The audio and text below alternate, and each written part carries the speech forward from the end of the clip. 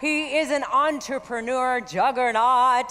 He is sought after and privately mentored top professional athletes, entertainers, business executives all over the world. Let's just bring him out. Give it up for Ed Mylett. Woo! Appreciate it. Go get him.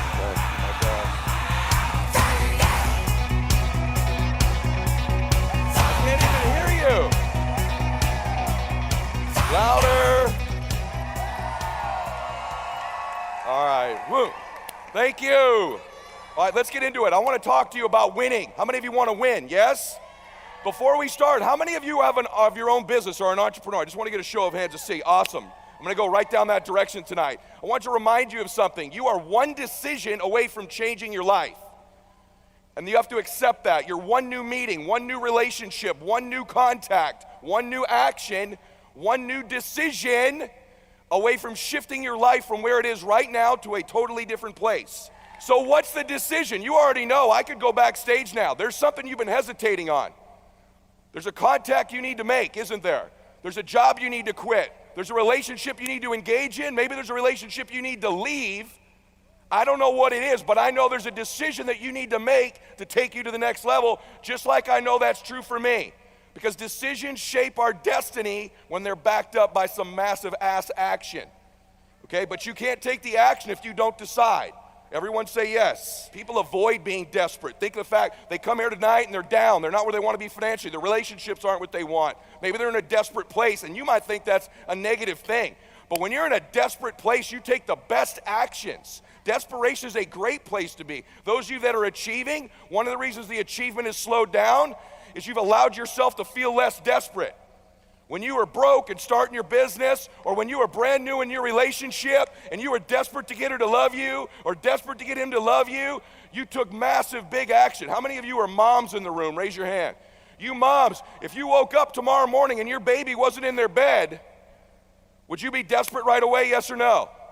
Big time desperation. You wouldn't be thinking about what you need to do. You'd be acting, wouldn't you? You'd immediately make the decision. You'd take massive action. You'd search the house. You'd go into the street. Would you worry if your makeup was on right? How you looked, what people thought about you? You wouldn't, would you? Have to have the perfect plan to go find your baby that's missing. You wouldn't need any of that because you were desperate. See, when you remove desperation, all this bullshit creeps into your life where you think you have to have the perfect plan and look the perfect way and have the perfect thoughts and be all zen and perfect. What you need is to be desperate. What you need is to get after it. And I want you to get desperate to make that decision. Why? Because our obsessions become our possessions. What you obsess about most regularly, you will eventually possess in your life. The challenge for most people, sisters and brothers, is that we obsess on the things we're fearful of, what we don't have, what we're worried about.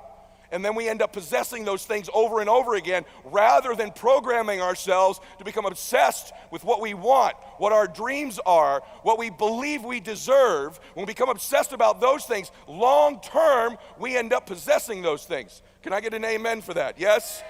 Yeah, most of us don't replace the external parts of our lives because those things happen naturally without thought. The external results of our life, in order to replace ourselves with the next best version, requires intention, requires obsession, requires desperation. Everyone with me on that, say yes.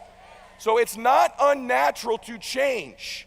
Your friends that think you're crazy to have started your business or come to a seminar or spend money you don't have, they're the crazy ones. It's unnatural to be the same person you are right now next year. For all of you in here, the 35-year-old you should be gone next year forever, and there should be a brand new, better 36-year-old. You 20-year-olds, there should be a better 21-year-old next year. You should constantly be replacing yourself just like your bones do, just like your lungs do, just like your cells do. It's natural to be replacing ourselves, but we're around people who aren't, so we think it's natural not to. So the way that I changed my life first is I worked on my identity. Your identity is the thoughts, concepts, and beliefs that you hold to be most true about yourself. Stay with me. Here's how it works. This is how life works. I can teach you all of the mechanics of winning, but winning is about 75% psychology, about 25% mechanics. And if you can't get the psychology part right, you can do all the actions perfectly. And you've proven this to yourself several times and still not produce the results you want. Here's why. Your identity is like a thermostat setting for your entire life. So So there's a thermostat in this room. It set the room to a temperature. Let's just say it's 75 degrees. Guess what sets the temperature for the entire room? The thermostat. This is how life works too. It's not the external things that enter our lives that dictate what our life is like. In this room, if we open the door and hot air blew in here, 90 degrees of air blew in, right? What would the thermostat do? It would regulate the room, turn the air conditioner on, and cool the room back to 75 degrees. Am I right or am I right? That's what happens in your life. You have a thermostat setting for your relationships, for your faith, for your money, for your wellness, for your body, for your spirituality, for your business. And what's happened to you over and over again is you start to get you're a 75 degree, or let's say in business, and you start to get it going, don't you? It's going better than it's ever gone before. The results are incredible. And then all of a sudden, 90 days later, you've cooled your life back down to 75 degrees again. You've had great relationships in your life, but you're 75 degree or inside. The relationship's beautiful, it's wonderful, everything's incredible. 90 days later, you've cooled it back down to 75 degrees. In your body, you had a 75 degree identity physically, and you got in shape, you started eating good, you were working out, you're a 90, 95 degree body. 90 days later, you cooled it back down to 75 again. This regulates everything in our life. So you can't get out over your skis. You can't exceed your identity long term. It'll never happen. This is why people's lives yo-yo up and down, because they always work on the external mechanics and not the internal identity of their lives. And this governs your happiness, your peace, your fitness, your money, all of it. I'm standing up here because I'm great at adjusting my thermostat setting. I believe in something called blissful dissatisfaction.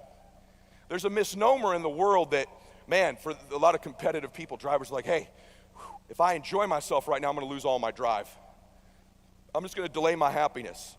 Number one problem in the world today is people say, I'm going to delay my happiness until a future time. Once I get that relationship, then I'll let myself be happy. Once I have the house, then I'll be happy. Once I have the car, then I'll be happy.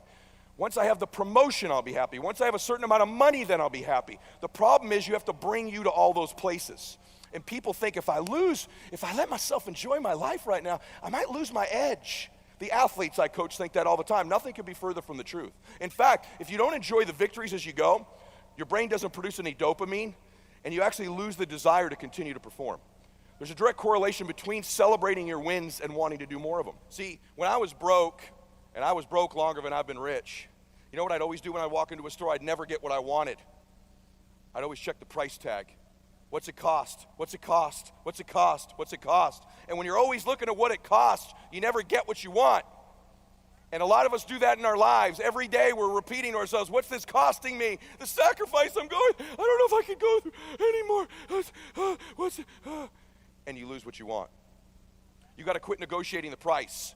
Right now, make the decision that any price is worth it as long as it's legal, ethical, and moral for you to make your family proud of you, for you to make your dream happen. Stop negotiating the price. This negotiation you keep doing in your mind. Is this really where I'm supposed to be? Is this what I'm supposed to be doing? Steals all your energy. It steals your focus. But those of you that get laser focused, that become totally immersed in your dream, that know those babies of yours, your parents, guess what?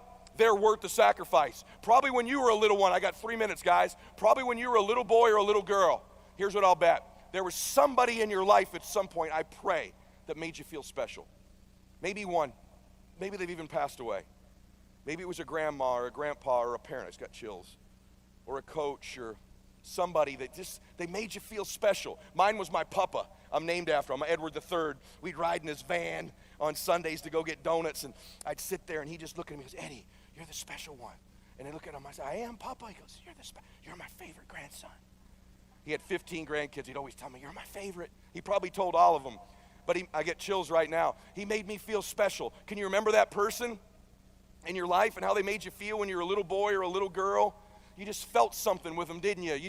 Man, I was born for a reason. I'm special. I'm supposed to be somebody. I'm supposed to make a difference in my life.